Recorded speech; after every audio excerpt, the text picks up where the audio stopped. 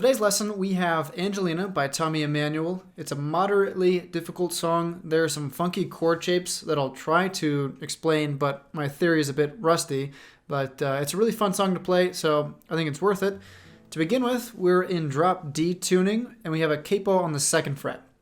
So I will be referring to the frets relative to the capo, so 1, 2, 3, 4, and so on. The other thing is that the tuning in the recorded version doesn't exactly match the tuning in drop D with standard otherwise. I'm not entirely sure how that happened, but it does match with the live recording that's posted on YouTube. So I'm staying in standard tuning with the drop D, and it sounds perfectly normal as matched up to the live recording. All right, we start with the intro, which sounds like this.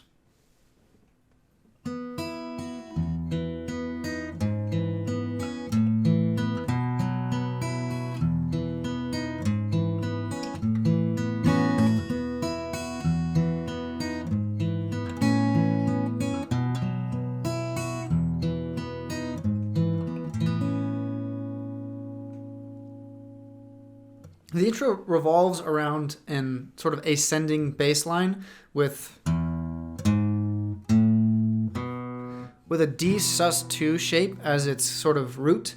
The D sus2 is just a regular D major chord, but without the high E. So you'll have the 2nd on the G and the 3rd on the B. In the first measure, you hit the top 3 strings, which takes us into measure 2. But we change the shape now into an A add 11, so it's just an A with a D, which is the open D and the low E. I'm going to call this a low E string, even though it's technically a D. It is actually an E because you have the capo on there, but whatever, this is the low E string. Okay, so after measure 1, you have this A add 11, which is just 2 and 2 on the G and B. I just switch my finger from ring to middle, and you have the low E, the D, G, and B in order. Okay. Now you take your finger off of the B string, so take your middle finger off and put your pinky on the 4th of the low E. Hit the same strings in order, so you have the low E, D, G, B. And then you'll move your pinky up to the 5th. And you'll only hit the low E, the D, and then the G. Because that restarts the riff of sorts by going back to the D sus2. You have the open A, 2 and 2 on the D and G, 3 on the B, and then open E. And if you notice, this sort of repeats the first, which is what it's sort of aiming for. So that first line of the intro we have.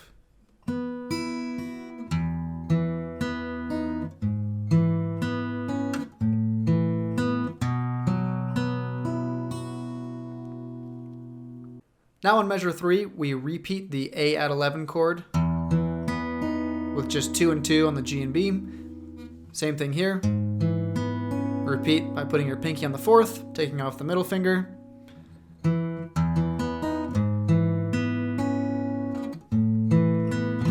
But instead, when we get to the shape that has the pinky on the 5th, you're going to hit the low E string, D string, G string, and then strum. On the tabs, it just says the top 3, but you can strum the whole thing and it sounds pretty good too. So that's the 2nd time around.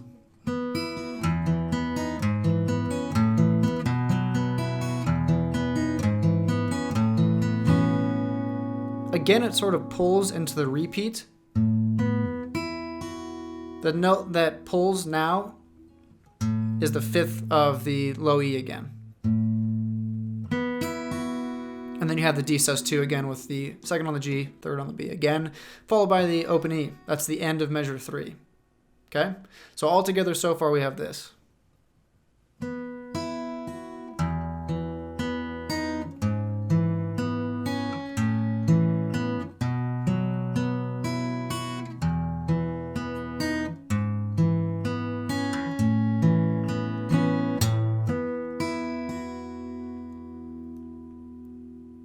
On measure 4, we start the exact same way as before, but when we get to the shape that has your pinky on the fourth of the low E, after you hit the B or the G string, you don't hit the open B string like before. You don't have. Instead, you have. So rhythmically, it changes a little bit. You move your pinky to the fifth of the E a little bit sooner than before, but it's the same general structure. So.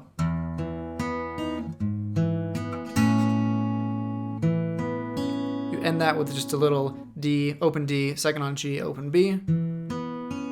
Before doing the same thing you did in measure 2, where it repeats using the D sus2. So measure 4 sounds like this.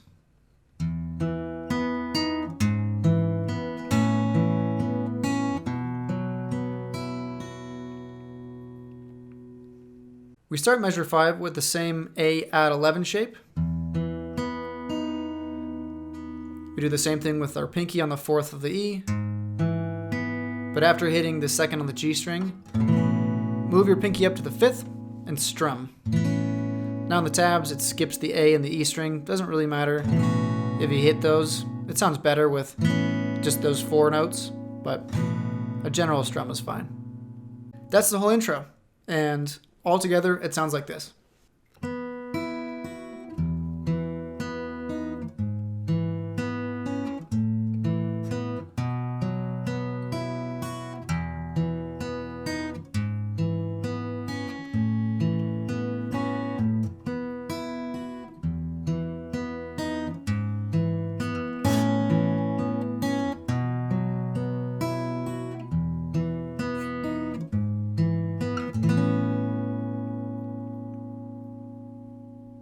Okay, now we start the next section by playing the same D sus2 chord, 2-3 open, before we move to the 6th measure, where we play the open low E, combined with a hammer-on from the open to the 2nd on the high E string, as well as the B. This is followed by the D string and then the G string. We're in a regular D major shape now, so.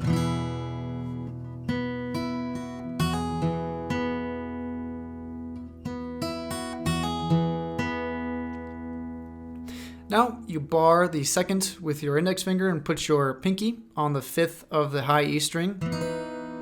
Hit those 3 notes together, followed by, I use my middle finger to hit the 4th of the low E, and then the open D.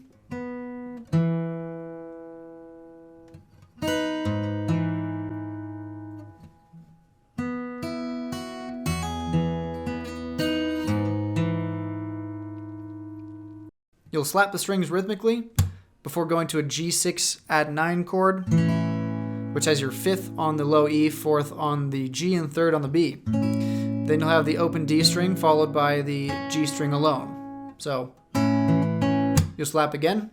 Together, this first part of the melody line sounds like this.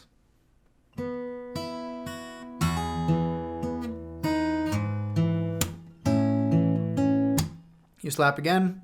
This takes us to a rather strange chord. It's some sort of G minor 6th or something. You have your index on the 1st of the A, your middle on the 2nd of the D, open G, 2nd on the B, and open high E. You hit the bass note with the top 2, followed by the D and then the G. You slap again. Now, thankfully, we have a regular chord, just a regular B minor. You hit the 2nd on the B, 2nd on the A first. Then you sort of sweep up all the rest of the notes in order before you go, which is just taking your middle finger from the 2nd of the high E to the 3rd and then back off.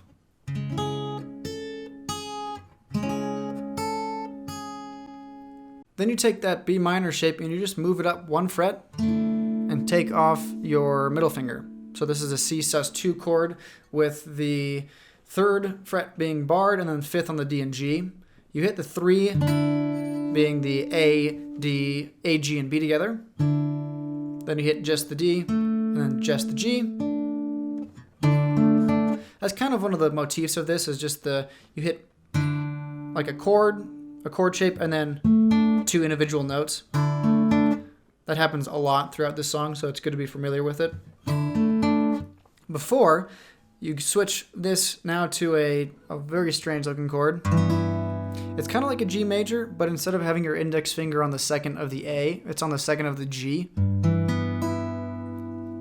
You hit the E string, the G string, and B string together. Then you have the open D, 2nd on the G again, back to the 3rd on the B. This time there's 3, it's kind of like a triplet. And then you have that first part is you move your middle finger and your index finger down, just 1 fret each.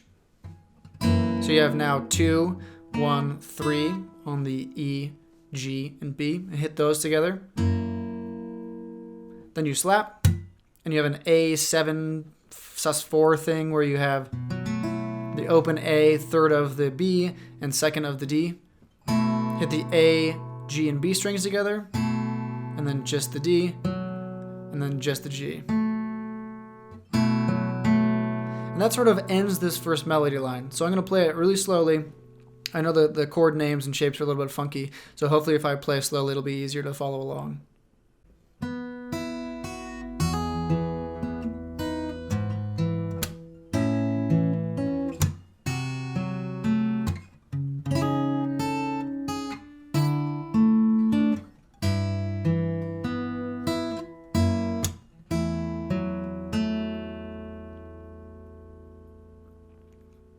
This takes us to measure 8, where we repeat.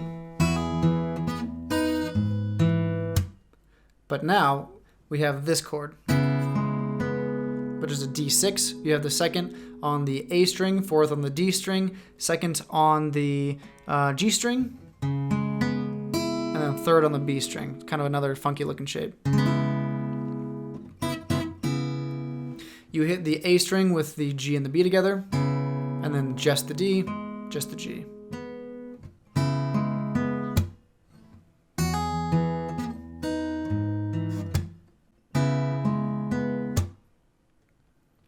Now this is also a different shape. You have 1st of the A and 3 on the G, or the D, sorry, the B, and then open high E. Also another funky chord. You hit the A string with the B string and the high E string together, then just the D string, and then just the B string. Now we get to a really fun and interesting part of the song that sounds like this.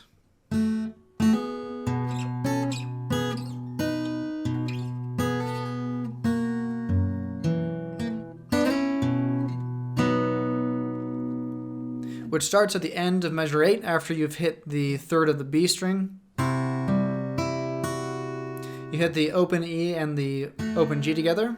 Do that again, but then hammer on to the 2nd of both. Hit the open A at the start of 9. Move up to the 3 and 4 of the E string and the G string. Move back. Then move to 5 and 6. Or 6 and 5 rather. Hit the open A again. Go back to the 2 and 2. But now you have a hammer on and a pull off from the 2nd of the E to the 3rd back to the 2nd. Then move to the 1 on the G string and the open E. Then you have 2 on the low E, the open D string, and then same, the 1st fret on the G string.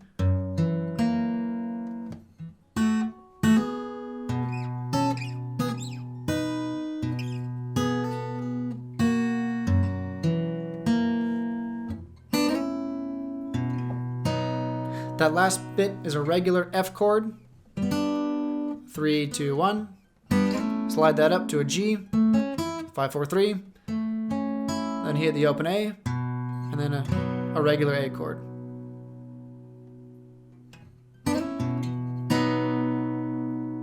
So that whole interesting bit by itself slowly sounds like this.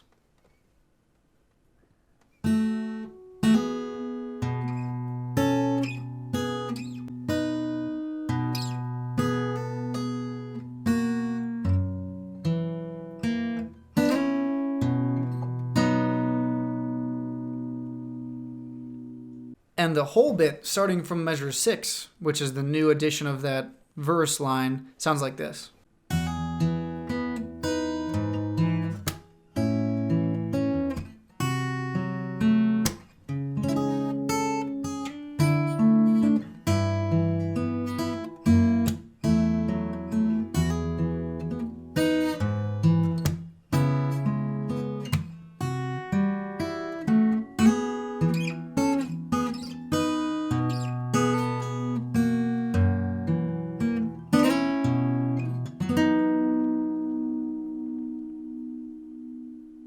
Starting on 10, we repeat that entire thing.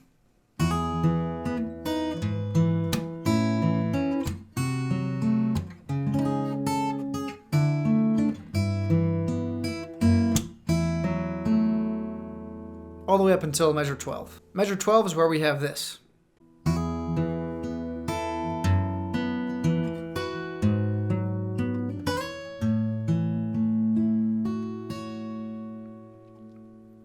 What he plays is slightly different than the tabs here. In the tabs, it just has a D chord with the open high E. It has...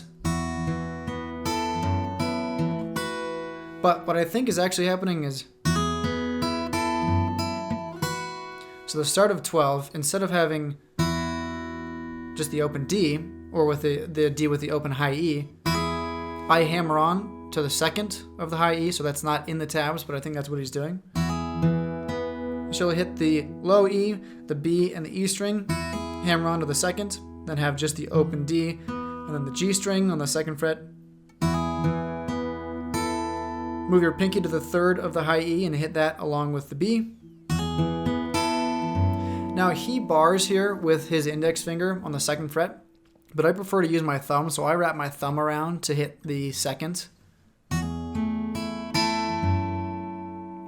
Again, he bars though, so you'll see that as being different. Whatever's more comfortable to you.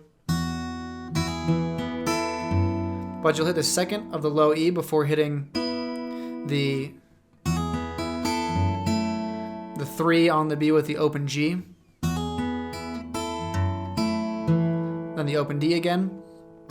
Slide your 2 fingers up to the 5 and 5. Another bit of a stretch. You have 4th on the low E. Bar the second fret. You only need the D and the G, but it's just easier to bar.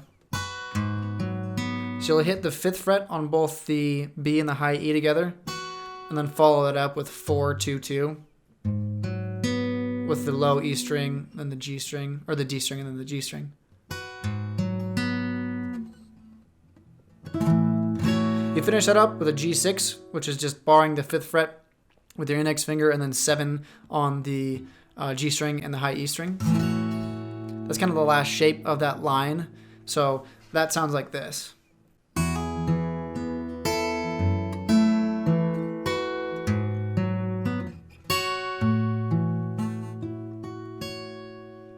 When you get to the G6, you'll strum the 3 top notes, 7, 5, 7, and then you'll walk down in order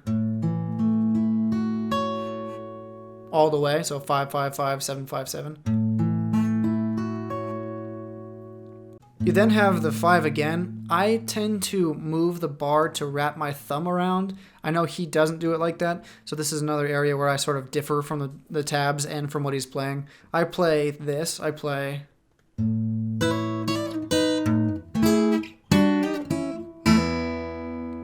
which is slightly different than what he does. It's just, I like it better. So if you want to play it exactly like him, you can watch the recorded versions and follow the tabs more closely. But what's going on is you hit the 5th of the low E again, and you have the 7 on the G string with the 5th of the high E. You hammer onto the 7 of the high E. And on the tabs, it looks like you hit the 7 again you hit the G string and the high E string again and slide down from the 8 to 7. But I like to hammer on and pull off, so I go.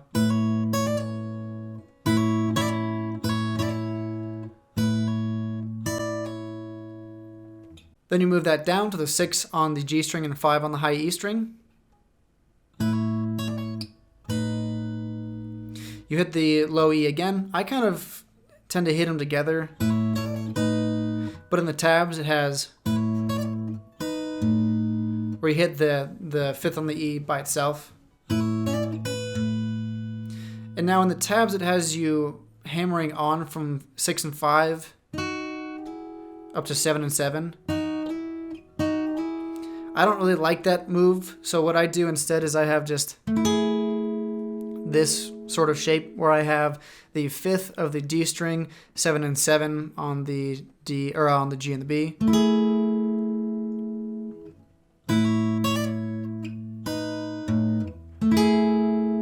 So that's just what I do instead. You move that shape down, so you have 3, 5, 5. And in the recordings, again, he's barring, so he has this whole shape. I don't really use the low E here. In fact, you can do it with just the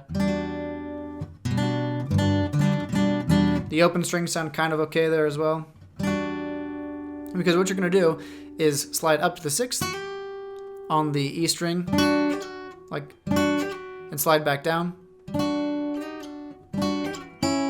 When you slide back down, you're going to change the shape to having 4th on the G string, 3rd on the B string. And again, he's slightly different here. He has the bar, so he also has 3 on the E and the A, but I don't do that here. So I just do. And that sort of ends it on a D major for this section. Let me try to play through that slowly, how I play it. Again, it's slightly different from the tabs and what he's playing, but I think it sounds pretty much identical, so, and it's more comfortable for me, so that's just how I play it.